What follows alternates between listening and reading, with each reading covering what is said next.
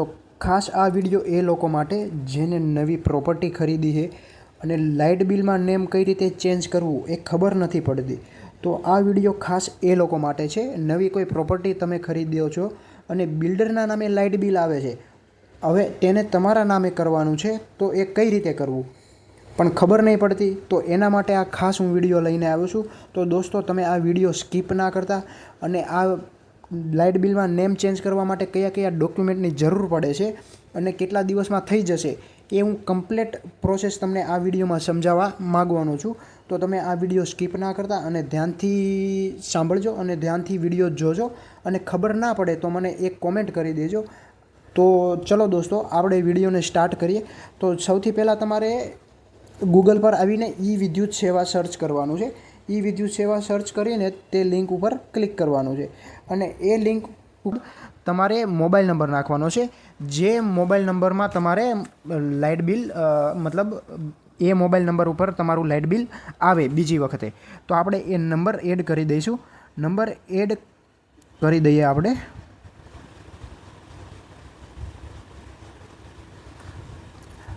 ખાસ કરીને દોસ્તો, નંબર તમે ધ્યાનથી નાખજો. જો નંબર ખોટો નાખશો તો તે નંબરમાં તમારો ઓટીપી નહીં આવે, એ બીજામાં જતો રહેશે.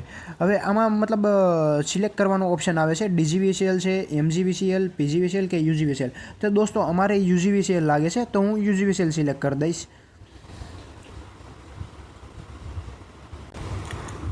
તો દોસ્તો, મેં ઓટીપી નાખી દીધો છે. હવે હું સબમિટ ઉપર ક્લિક કરીશ. સબમિટ ઉપર ક્લિક કર્યા બાદ 1 મિનિટ, અપલોડ થતાં થોડો ટાઈમ લાગે, નેટવર્કનો ઇશ્યુ છે એટલે. સબમિટ થયા બાદ તમારે એક આવું પેજ ઓપન થઈ જશે. તો પેજ ઓપન થયા બાદ નીચે સ્ક્રોલ કરીને સર્વિસનો ઓપ્શન દેખાય છે તમને. સર્વિસની નીચે એક્ઝેક્ટ નીચે એલટી નેમ ચેન્જ છે. એલટી નેમ ચેન્જ ઉપર તમારે ક્લિક કરવાનું છે.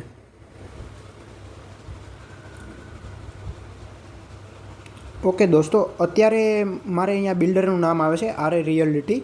તો આ અત્યારે મારે લાઇટ બિલ જે આવે છે તે બિલ્ડરના નામે આવે છે. હવે એ લાઇટ બિલને મારા નામે મતલબ કન્વર્ટ કરવાનું છે. તો એના ઉપર હવે એ કરવા માટે હું એના ઉપર સબમિટ કરીશ. ઓકે દોસ્તો, સબમિટ થઈ ગયું છે. સબમિટ થયા બાદ તમારી સામે એક આવું પેજ ઓપન થશે. તો હવે જે મેઇન વસ્તુ છે એ હવે જ છે. તો તમે આ વિડીયો ધ્યાનથી જોજો અને સ્કીપ ના કરતા. એક ડિટેલ હું તમને ઇઝી રીતે સમજાવીશ અને ડોક્યુમેન્ટની શું જરૂર પડે એ પણ હું એક લાસ્ટમાં તમને ડિટેલ્સ આપવાનો છું. તો વિડીયોમાં તમે કન્ટિન્યુ બનતા રહેજો. તો દોસ્તો, પહેલો ઓપ્શન છે આપણી પાસે નેમ. તો તમારે અહીંયા જે નેમ રાખવાનું છે તે તમારે નેમ રાખી દેવાનું છે. તો હું એક બીજા ભાઈનું કરું છું, તો હું તેનું નામ રાખી દઈશ.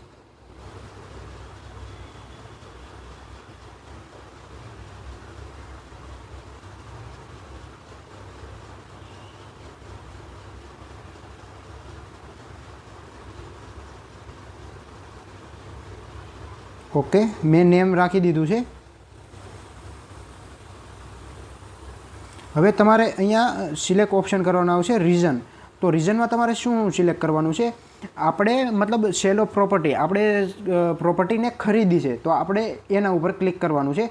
બાકી તમે કોઈ પણ અન્ય વસ્તુ કરતા હોય તો એ અન્ય સિલેક્ટ કરવાનું છે. બાકી જો તમે પ્રોપર્ટી ખરીદી હોય તો તમારે સેલ ઓફ પ્રોપર્ટીનો ઓપ્શન સિલેક્ટ કરવાનો છે. સેલ ઓફ પ્રોપર્ટીનો ઓપ્શન સિલેક્ટ કર્યા બાદ નીચે સિક્યોરિટી ડિપોઝિટ, તો એના ઉપર આપણે હંમેશા બીજો ઓપ્શન, નીચેનો ઓપ્શન જ સિલેક્ટ કરવાનો છે.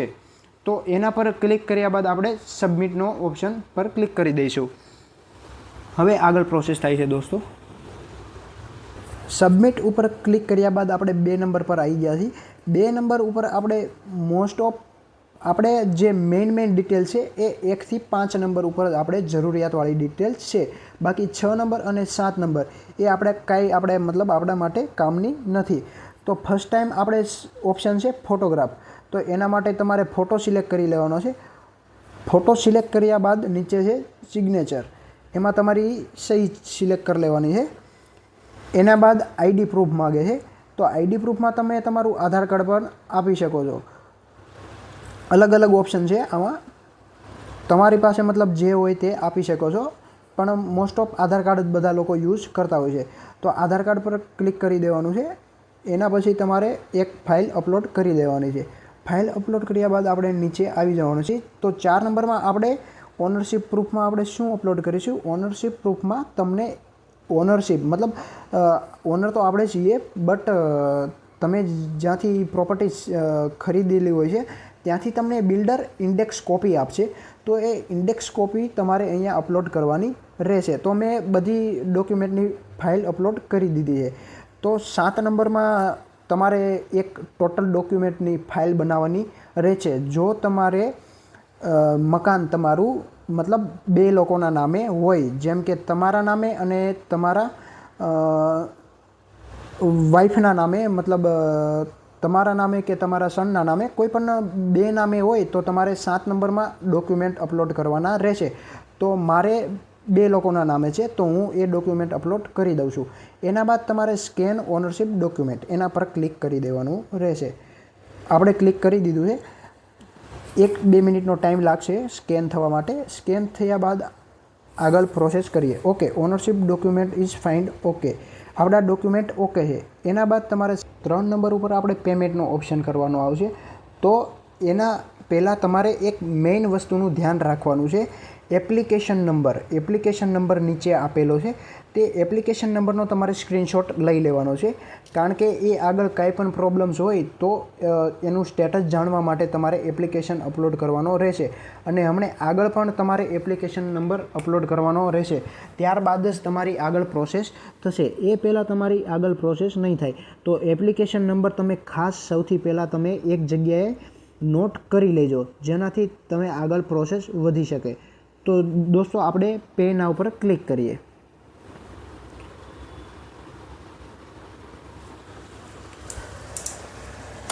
પે નાઉ પર ક્લિક કર્યા બાદ એક અહીંયા નીચે બોક્સ દેખાય છે, તેના પર ક્લિક કરી દેવાનો છે તમારે. આઈ હેવ જે બધી મતલબ જે પ્રોસેસ છે તે ચેક કર્યા બાદ જ તમે તે બ્લુ ટિક કરજો અને તેના બાદ તમે સબમિટ કરી દેજો. દોસ્તો એ સબમિટ કર્યા બાદ તમારે અહીંયા મેં તમને કીધું હતું ને જે એપ્લિકેશન નંબર છે તે એપ્લિકેશન નંબર તમારે અપલોડ કરવાનો રહેશે. ત્યારબાદ જ તમારી પ્રોસેસ આગળ વધશે. તો દોસ્તો આપણે એપ્લિકેશન નંબર આપણે અપલોડ કરી લઈએ દોસ્તો, અને ત્યારબાદ આપણે કેપ્ચા ક્લિયર કરી દઈએ. ઓકે દોસ્તો, ત્યારબાદ તમારે સર્ચ કરવાનું રહેશે અને તેના બાદ કંઈક આવી રિસિપ્ટ આવશે. તેના બાદ તમારે અહીંયા પે નાઉ પર ક્લિક કરવાનું રહેશે. દોસ્તો એકવાર એ પે નાઉ ક્લિક કર્યા પહેલાં તમારે એક મેઇન ડિટેલ ચેક કરી લેવાની છે. તમારું નેમ તો ઓકે છે ને, અને તમારો જે એપ્લિકેશન નંબર છે તે, અને એપ્લિકેશન ટાઈપ. તો આપણે એપ્લિકેશન ટાઈપમાં ચેન્જ ઓફ નેમ, આપણે નેમ જ ચેન્જ કરવાનું છે. તો એ બધું ઓકે છે. ત્યારબાદ તમારે પે નાઉ પર ક્લિક કરવાનું રહેશે. પે નાઉ પર આપણે ક્લિક કરી દઈએ. કન્ટિન્યુ પર ક્લિક કર્યા બાદ આપણે વોલેટ પર ક્લિક કર્યા બાદ પે.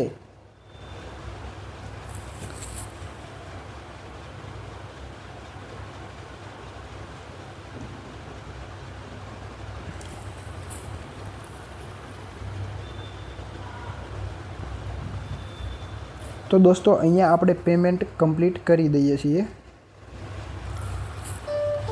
ઓકે દોસ્તો, આપણી અહીંયા પ્રોસેસ કમ્પ્લીટ થઈ ગઈ છે. ઓકે,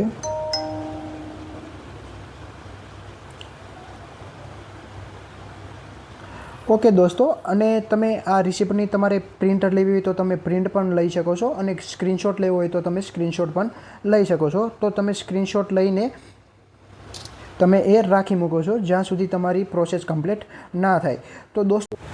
તો ડોક્યુમેન્ટ્સમાં તમારે દોસ્તો મેઇન 6 ડોક્યુમેન્ટ્સની જરૂર પડે છે. જે 6 ડોક્યુમેન્ટ તમને ઇઝીલી મળી જશે.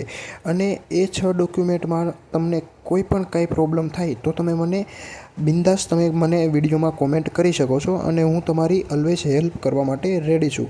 જો તમને ડોક્યુમેન્ટ્સમાં કાંઈ ખબર ના પડે તો તમે મને કોમેન્ટ કરીને જણાવજો, તો હું તમારી પૂરેપૂરી મદદ કરવા માટે રેડી છું. તો દોસ્તો સૌથી પહેલાં તમારી જરૂર પડશે ફોટાની. એ તો ફોટો તમારી પાસે હશે. ફોટો અપલોડ કર્યા બાદ તમારી જરૂર પડશે સિગ્નેચર. તમે જેવી પણ સહી કરતા હોય તેવી તમારે સહી કરવાની રહેશે। ત્રીજા નંબર ઉપર આવશે આપણું આધાર કાર્ડ. આધાર કાર્ડ અપલોડ કર્યા બાદ તમારે આવશે ઇન્ડેક્સ કોપી. તો એ ઇન્ડેક્સ કોપી ક્યાં મળશે? ઇન્ડેક્સ કોપી તમને મળી રહેશે બિલ્ડર પાસેથી. તો બિલ્ડરને રિક્વેસ્ટ કરવાની છે અને એ તમને ઇન્ડેક્સ કોપી આપી દેશે. તેના બાદ તમને મળશે સંમતિપત્ર. સંમતિપત્ર તમારે ખુદ લખવાનો રહેશે. જો ખબર ના પડે તો મને કોમેન્ટ તમે કરી શકો છો. એના બાદ આવે છે યુજીવીસીએલનું ફોર્મ. યુજીવીસીએલના લેબ પર જઈને તમારે કહેવાનું છે કે મારે ફોર્મની જરૂર છે લાઇટ બિલ ચેન્જ કરવા માટે, તો તમે એ ફોર્મ તમે મને આપો. બસ એટલા ડોક્યુમેન્ટની તમને જરૂર પડશે દોસ્તો. બાકી તમને કાંઈ પણ પ્રોબ્લેમ થાય તો મને કોમેન્ટ કરજો અને હું હંમેશા તમારે હેલ્પ કરવા માટે રેડી છું. તો દોસ્તો આ વિડીયો બસ એના માટે જ છે જેને લાઇટ બિલમાં નેમ ચેન્જ કરવા માટે ખબર નથી પડતી. તો દોસ્તો મળીએ હવે આપણે આગળના વિડીયોમાં.